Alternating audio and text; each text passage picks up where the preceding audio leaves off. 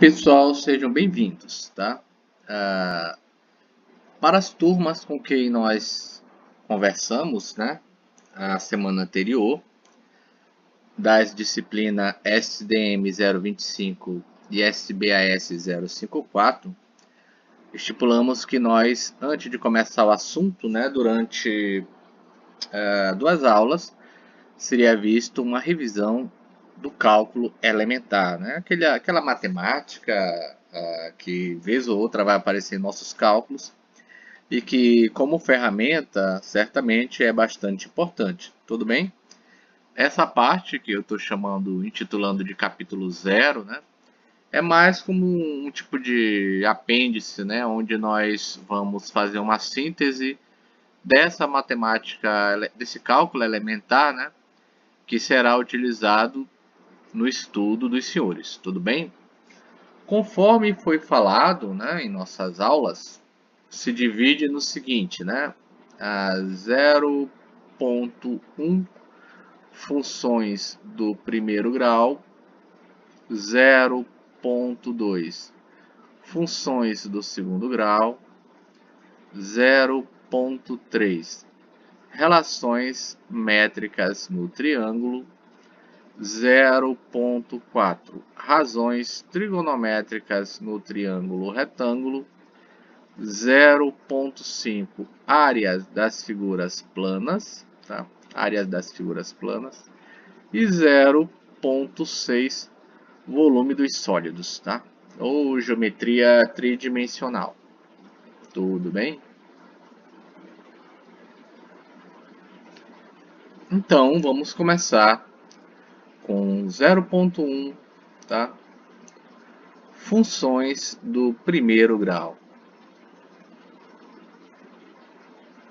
Funções do primeiro grau.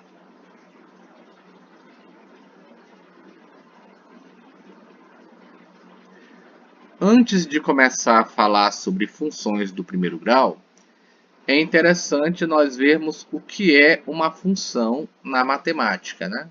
O que seria uma função? A função, no sentido da palavra, né, é uma sentença matemática que reúne duas ou mais variáveis. Tudo bem? Então, são fórmulas, né, que indicam o comportamento de alguma coisa. Por exemplo, envolvendo aí duas variáveis, né? Se eu tiver f de x igual a 2x mais 5, g de x é igual a 6x menos 3. Y igual a x menos 8. Só começar que esses cachorros latem, né? Mas tudo bem. Tá certo? Então a gente tem aqui, ó, três funções, né? Como eu sei que são funções, justamente porque elas têm duas variáveis, né? Esse f de x é como se a gente chamasse do y, tá? Uma, duas variáveis. Uma, duas variáveis. Uma, duas variáveis. Todas essas são funções. Tudo bem? Todas essas são funções. Agora é dito funções do primeiro grau, né? O que é uma função do primeiro grau? É toda aquela cujo expoente da variável é 1, como os casos acima, tá? Como os casos acima. Acompanhe aí comigo, né? O expoente da variável aqui é 1, o expoente da variável é 1, o expoente da variável é 1. Isso implica que quando o meu y for 0, eu terei apenas uma resposta, tá? Uma resposta para o meu x. Isso daí a gente chama de zeros ou raízes de uma função. Tudo bem? Devidamente explicado, vamos para a nossa primeira função. do primeiro grau, chamada de função linear. Função linear. Tá certo? Uma função linear é uma função do primeiro grau. Aliás, vale frisar que o que caracteriza funções são duas coisas, né? As suas respectivas fórmulas e seus gráficos. Tudo bem? Então, sabendo as fórmulas e sabendo os gráficos, porque conforme certas propriedades são previsíveis, né?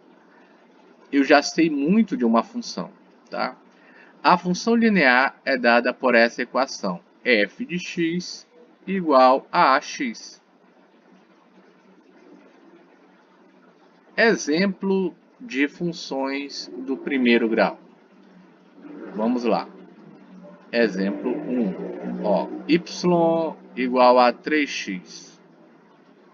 Segundo exemplo, f de x igual a 0,25x. Terceiro exemplo, g de x igual a menos 8x. Que grau, qual é o grau de cada uma dessas funções? Primeiro grau, primeiro grau, primeiro grau. O coeficiente de cada uma dessas funções. Vamos lá. No primeiro exemplo, o a vale 3. No segundo exemplo, o a vale 1/4, né? Ou seja, 0,25. E no terceiro exemplo, o a vale menos 8. Veja que quando o meu a for negativo, eu terei uma função decrescente. Tá certo? Agora que eu expliquei a fórmula, vamos explicar o gráfico, né? Qual o gráfico de uma função linear? Vamos lá. Eu vou pegar essa função aqui, ó, y igual a 2x, e vou fazer o seguinte, eu vou atribuir valores para x e vou obter valores para y, para verificar qual será seu possível gráfico, embora certamente, né, como é só uma revisão, ele já é conhecido de todos nós, né?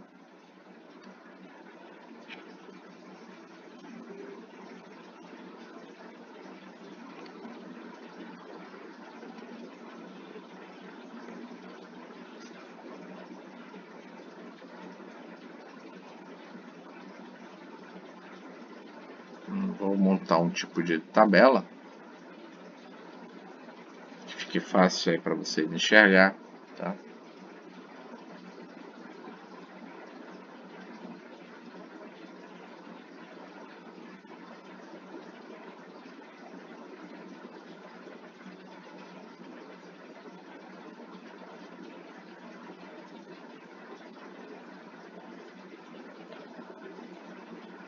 Pronto. Vamos fazer assim. Aqui o valor de x, aqui a minha fórmula e aqui a minha ordenada, o resultado que eu obterei ao variar o meu x, tá? Vou atribuir os seguintes valores: 0, 1 e 2, né? Tudo bem? Então vamos lá. Para o valor 0, 2 vezes 0, 0. 2 vezes 1, 2. E 2 vezes 2, 4. Eu terei os seguintes pares ordenados, né? Vamos lá. O ponto A, que é xa e ya, respectivamente 0, 0. Tudo bem? O ponto B, xb, yb, 1, 2. E o ponto C, xc, yc, 2 e 4. Tudo bem?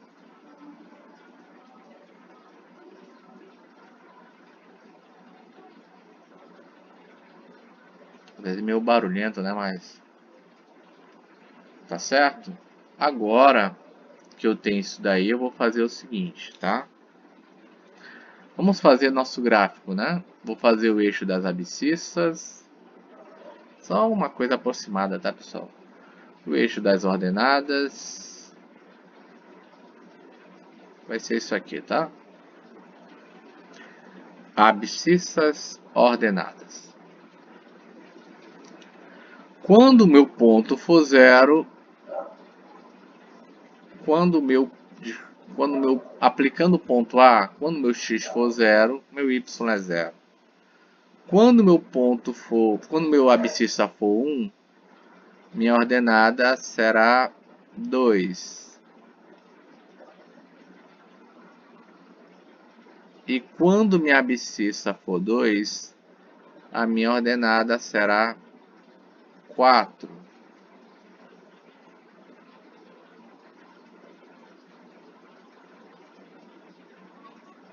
Tudo bem? Fazendo a plotagem desse gráfico, vamos ter isso aqui, né? Tá aí a minha função, é uma reta que passa pela origem, ponto A, ponto B, ponto C. Então estamos vendo que a minha função linear é uma reta que passa pela origem. Tudo bem? Vamos ver o segundo tipo de função do primeiro grau. Função afim. Função afim.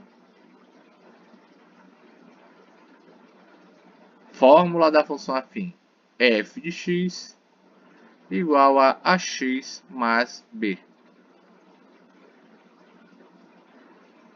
Tudo bem? Exemplos numéricos da função afim. Vamos lá. Primeiro exemplo, y igual a 5x menos 2.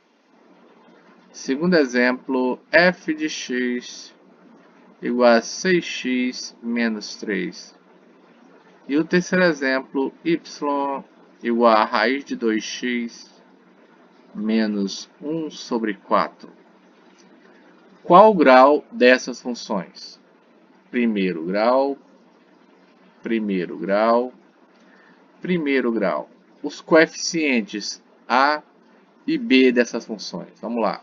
Aqui é a, aqui é b. Aqui é a, aqui é b. Aqui é a e aqui é b. Tá certo? Qual o gráfico de uma função afim? Bom, gente, o gráfico de uma função afim, vamos fazer aqui a minha ordenada e a minha abscissa, né?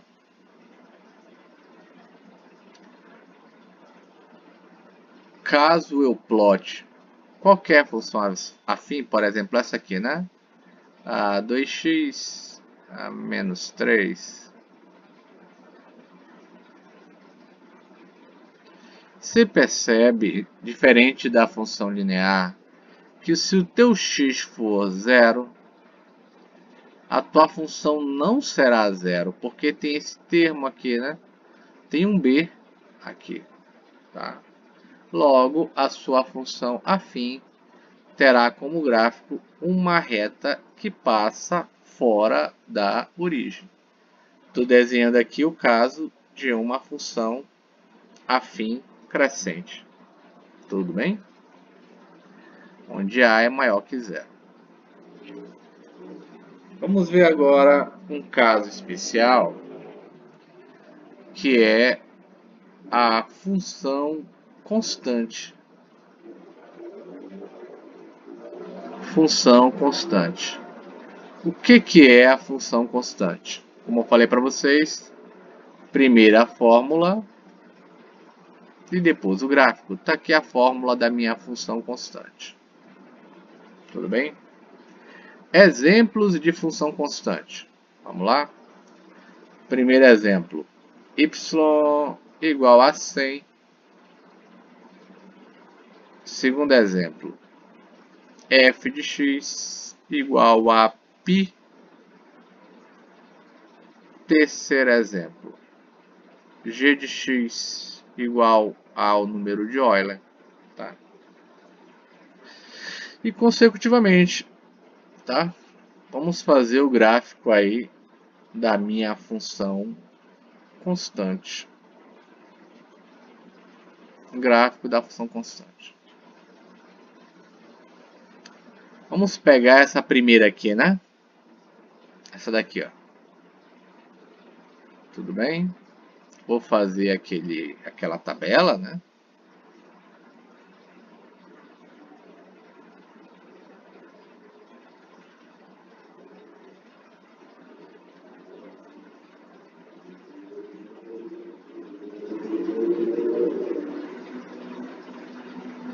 Tá aí.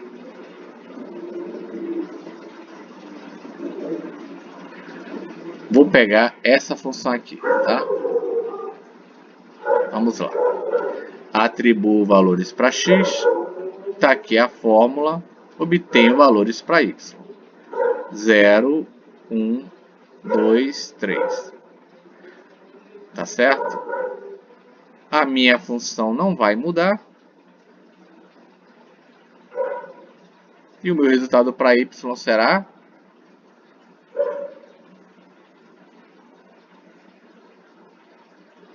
tá certo? Logo, qualquer valor que eu atribua para o meu x, qualquer valor que eu atribua, vai dar 100, né? Concorda comigo?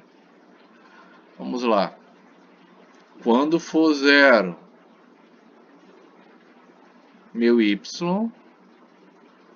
será 100. Quando for 1,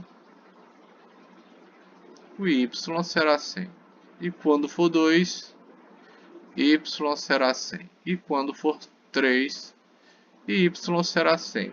É por isso que esse caso especial é chamado de uma função constante. Entenderam aí? Tá certo? Ainda dando prosseguimento na nossa primeira aula de revisão, né? Nós vimos 0.2, que foi a função do segundo grau. Ok? Já vimos do primeiro e agora do segundo. Então, pessoal, função do segundo grau, função quadrática e função trinômio do segundo grau é tudo nomenclatura para a mesma coisa, né? Que nós já sabemos disso. Tá certo? Logo, qual o procedimento que nós fazemos? Fórmula f de x igual a ax ao quadrado mais bx mais c. Conforme foi explicado na nossa aula, né? Exemplos numéricos disso aqui? Exemplos. Primeiro exemplo, y igual a 2x ao quadrado mais 3x menos 1. Segundo exemplo, f de x igual a x ao quadrado menos 6. E terceiro exemplo, g de x igual a x ao quadrado mais 3x. Qual o grau dessas funções? Bom, o grau dessa função, segundo grau, é 2, né? O grau é 2, quer dizer que quando o meu y for 0, eu terei duas respostas para a minha abscissa. Tá certo? Quais são os coeficientes da minha função? Vamos lá? Coeficiente A, B e C. coeficiente A, coeficiente B e coeficiente C. Coeficiente A, coeficiente B e coeficiente C.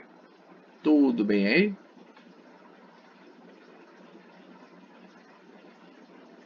Tá certo? Agora vem o gráfico da função do segundo grau, né? O gráfico da minha função do segundo grau. Vamos lá? O gráfico da função do segundo grau, vou fazer aqui, tá? É claro que é só uma representação sem escala, sem nada.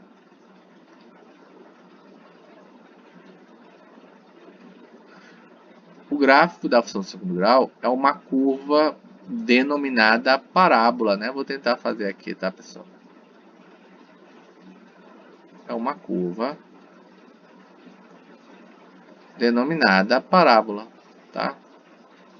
Tá aqui minha primeira raiz e tá aqui minha segunda raiz. Tudo bem? Eu sei o resultado das minhas raízes, o que acontece com ela, se eu fazer uma análise desses casos, né? Propriedades de delta. Só que antes de falar desses casos de delta, ou seja, essas propriedades, né, o que nós vamos fazer é verificar como achar os zeros ou raízes da minha função do segundo grau. Que eu vou explicar agora, que é através do método de Bhaskara, né? Que todo mundo conhece. Tá? O que diz o método, tá? Primeiro, vou colocar 4 passos aqui, tá? Faça f de x igual a zero. Eu já expliquei o porquê disso na aula. Né? Segundo, encontre delta, o discriminante, de tal forma que delta é b ao quadrado menos 4ac. Terceiro passo, encontre a primeira raiz dada por essa equação, menos b mais raiz de delta sobre 2a. E essa segunda, né, raiz, que é menos b, menos raiz de delta sobre 2a. Tá? E o quarto e último passo, encontre, na verdade, o próprio conjunto de solução, são essas raízes que você acabou de encontrar. Tudo bem? Então, aqui estão os 4 passos, né, para encontrar, tá, as raízes da minha função do segundo grau. Agora sim podemos ver as propriedades desse delta, né? Vamos lá? Primeira propriedade.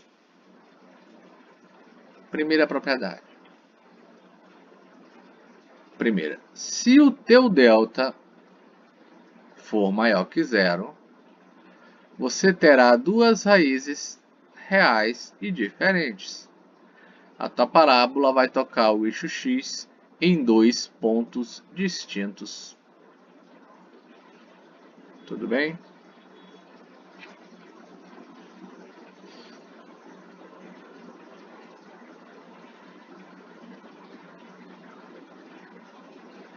Fica meio torto, né?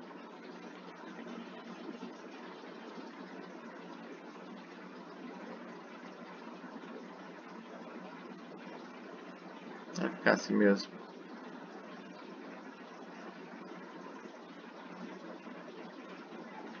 A parábola vai tocar o eixo x em 2 pontos distintos.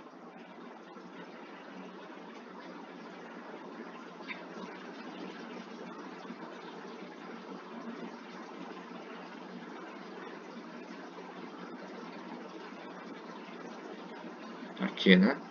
Como se fosse aqui. Raiz 1 e raiz de 2. Mais, menos, mais, para o caso de A maior que zero. Tudo bem? Fazendo aqui direto, né, pessoal? Como se fosse assim, né? Tá aqui o eixo X, tá? E a minha parábola, né?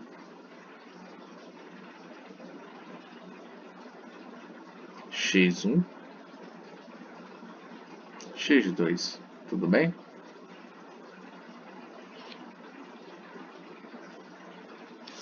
Segundo caso.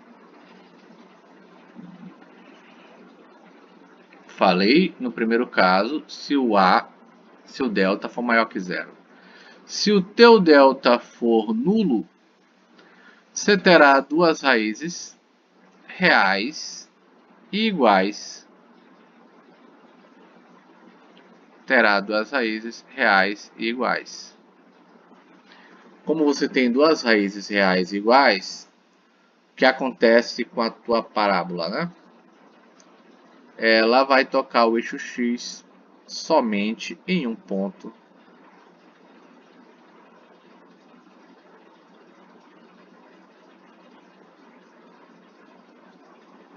Tá certo? Ou seja, x1 é igual a x2. Tá? É fácil de ver isso daí, né? Imagina aí que você está calculando e você encontrou que o seu delta é zero. Né? Seu delta, por algum motivo, deu zero. Né? Se você substituir na equação direto, você vai encontrar que x1 é menos b mais raiz de delta sobre 2a. E x2 é menos b menos raiz de delta sobre 2a. Tá? Logo, se isso aqui for zero, raiz de zero vai dar zero. Tá? Se isso aqui for zero, raiz de zero vai dar zero. Menos b sobre 2a daqui de cima é o menos b sobre 2a daqui de baixo. Logo, você tem duas raízes reais e iguais, ambas iguais a menos b sobre 2a. Tudo bem? Terceiro e último caso, para o meu delta, se eu tiver delta menor que zero. O que vai acontecer, né? Faz de conta que eu estou calculando e achei delta menos 36, né? Delta igual a menos 144. Delta igual a menos 8. Se você tirar a raiz, vai ver que a calculadora não vai encontrar essa resposta não em reais, né? O que acontece é que se teu delta for negativo, não existe raiz para isso, né? Em R, em reais. Tudo bem? Não existe raiz em reais. O que acontece com a minha parábola, né? O que acontece com a minha parábola? O que vai acontecer é que minha parábola, em vez de tocar em dois pontos distintos, em vez de tocar em somente um ponto, ela não vai tocar em nenhum ponto. Ela vai flutuar acima do meu eixo, como eu estou desenhando aqui. Se o meu coeficiente A for negativo, a parábola fica assim. Tudo bem? Então, gente, a explicação de como essas fórmulas, função do primeiro grau, função do segundo grau, função constante, são aplicadas na física, já foram dados na nossa aula anterior, tudo bem? Então, é isso, tá? Vimos já 0.1 e 0.2. Na próxima aula do apêndice da nossa disciplina, né, que é o apêndice do nosso livro, a parte final, com alguns detalhes que merecem essa explicação, Nós continuaremos na próxima aula com relações métricas e razões trigonométricas no triângulo retângulo. Então, bons estudos e até lá!